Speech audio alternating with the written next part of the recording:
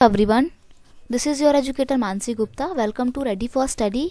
आज हम class 9th की साइंस सब्जेक्ट का असेसमेंट वर्कशीट करने जा रहे हैं। ये आपकी साइंस की असेसमेंट वर्कशीट नंबर 14 है और इसकी डेट क्या है? इसकी डेट है 9 फरवरी 2022। तो ये आपके इंग्लिश मीडियम के बच्चों के लिए वर्कशीट रहेगी। तो हम स्टार्ट करते हैं आपके असेसमेंट वर्कशीट को करना। पूरा जो आपका असेसमेंट है वो 20 नंबर का है। तो स्टार्ट करते हैं। पहला क्वेश्चन है आपका, can a healthy person be a disease free? तो जो एक हेल्दी पर्सन होता है तो क्या वो डिजीज़ फ्री हो सकता है? एग्जाम्पल दो। तो यस, हो सकता है, क्योंकि एक हेल्दी पर्सन जो है उसके अंदर किसी भी बीमारी से लड़ने की क्षमता है। ठीक है, वो किसी भी प्रॉब्लम के, किसी भी पैथोजन के अगेंस्ट जो है वो उसके अंदर इम्यूनिटी होती है, तभी तो वो हेल्दी है। तो वो हमेशा किसी भी डिजीज से फ्री रहेगा। तो ये है कि yes, a healthy person can be disease free because, example दे दो, because a healthy person has immunity to resist any kind of disease. ठीक है। क्वेश्चन नंबर 2 है, between diabetes and the tuberculosis. Tuberculosis मतलब वो टीबी की problem. Which disease is infectious? कौन सी डिजीज जो है वो इन्फेक्शन डिजीज है, मतलब जो बहुत ही ईजिली स्प्रेड होती है। तो एग्जाम्पल देके बताना है आपको। तो आप बहुत ईजी आंसर है, ट्यूबरकुलोसिस। खांसी जो होती है ट्यूबरकुलोसिस में, वो एक इन्फेक्शियस डिजीज है। क्यों?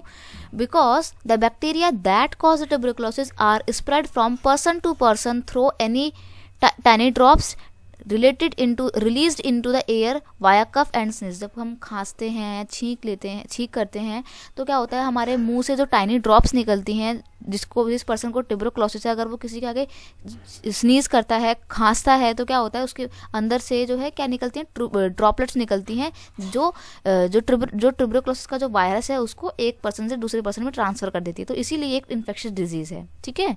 तो एग्जाम्पल में दे देंगे आपकी, भाई क्यों है वो? क्योंकि वो बहुत ही ईजिली फैल जाती है पर्सन टू पर्सन। यहाँ पर आपको मैचिंग करने को मिली है। तो बेसिकली वेक्टर बताने हैं। मलेरिया का वेक्टर क्या होता है ना? स्किन डिजीज का क्या होता है? ओमिक्रॉन। तो तुमने बहुत ही नाम सुना होगा, अभी रिसेंट में तुम्हारे स्कूल इसी ओमिक्रॉन की वजह से बंद हुए थे। तो ये क्या है? ये कोविड-19 का एक वेरिएंट। और कोविड-19 किससे होता है? वायरस से होता है ना, कोरोना वायरस से होता है। तो ओमिक्रॉन को आपको वायरस से मिला देना है। ठीक है। स्किन इन्फेक्शन को आपको फंगस से मिला देना है।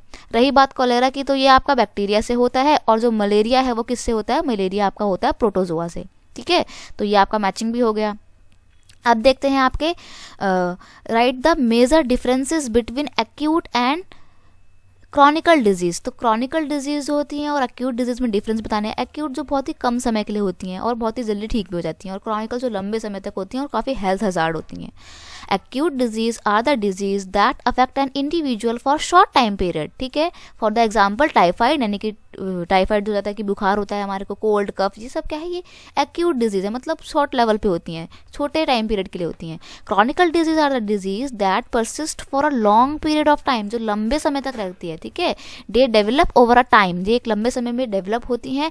And does not appear suddenly, और अचानक से नहीं आती, बल्कि धीरे धीरे धीरे कोई ना कोई अंदर प्रॉब्लम हो रही होती है, फिर बाद में पता लगता है कि हाँ भाई डिजीज थी। एग्जाम्पल में यहाँ आप देख लीजिएगा, आप लिख लेना यहाँ पे, डायबिटीज लिख लेना, कैंसर लिख लेना। ठीक है। ये आपके 2 एग्जाम्पल हो जाएंगे।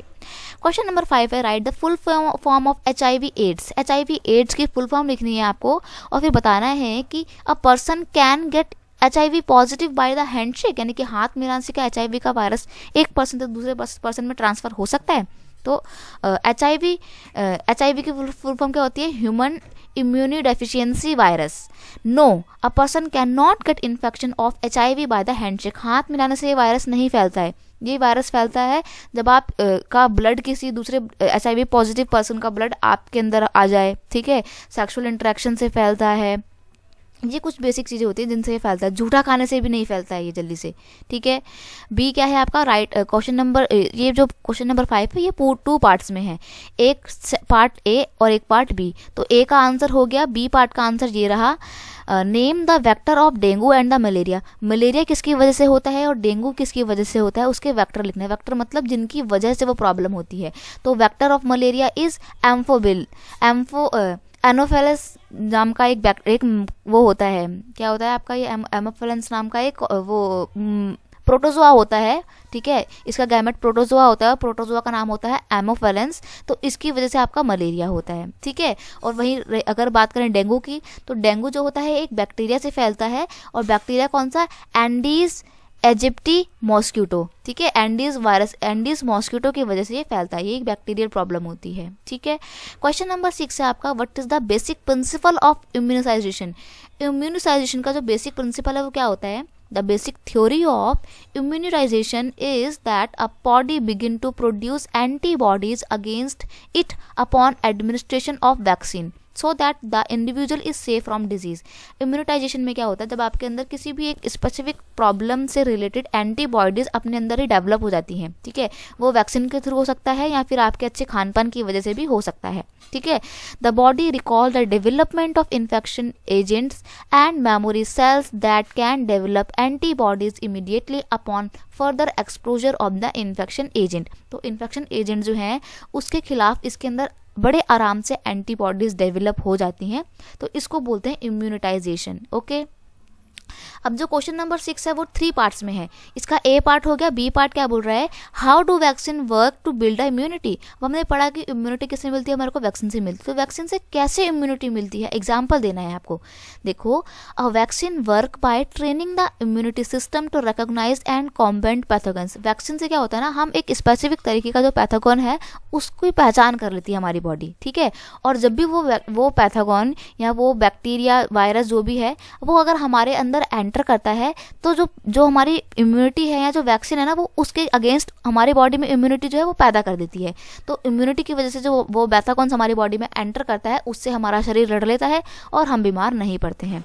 तो do this certain molecule from a pathogen must be introduce into the body to trigger an immune response. अब आप बोलोगे कि ये वैक्सीन काम कैसे करती है, वैक्सीन बनती कैसे है. तो देखो, जैसे अभी हमारे को कोविड-19 की वैक्सीन लगी है, उसमें क्या था ना, जो कोरोना वायरस जो था ना, मरे हुए कोरोना वायरस ही हमारी बॉडी के अंदर डाले गए थे, ठीक है. वो मरे हुए कोरोना वायरस जब हमारी बॉडी के अंदर गए तो मरे हुए हैं, उनके अंदर ताकत तो है नहीं, तो वो हमें बीमार नहीं करते, लेकिन एक काम कर देते हैं वो कि हमारी बॉडी में हमारी खुद की बॉडी के अंदर अपने जैसे ही वायरस के अगेंस्ट ना इम्यूनिटी को पैदा कर देते हैं. तो आगे जाके अब हमारे को कभी कोविड-19 का इन्फेक्शन होगा ना तो हमारे अंदर ऑलरेडी इम्यूनिटी है क्योंकि हमारे को वैक्सीन लगी हुई है, ठीक है. तो इसका एग्जाम्पल हमने यही दिया है कि कोविड-19 एंड चिकन पॉक्स, ये 2 एग्जाम्पल आप दे सकते हैं क्योंकि इनकी दोनों की ही वैक्सीन जो है हमारे को लगती है, ठीक है. Name 2 disease for which vaccine are administered in the childhood.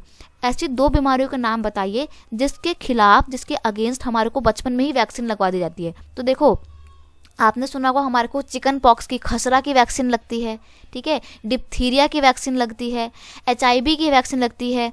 HIV नहीं, ये HIV है, ठीक है, इन्फ्लुएंजा ही टाइप होता है एक तरीके का. और एक ममल्स जो प्रॉब्लम होती है, ममल्स की, रुबेला की, इसके खिलाफ MMR की जो है वैक्सीन हमारे को लगती है. ये बचपन में लगने वाली वैक्सीन है. मैंने 4 दे दी हैं, आपका मन करे तो कोई से भी 2 नाम लिख सकते हो.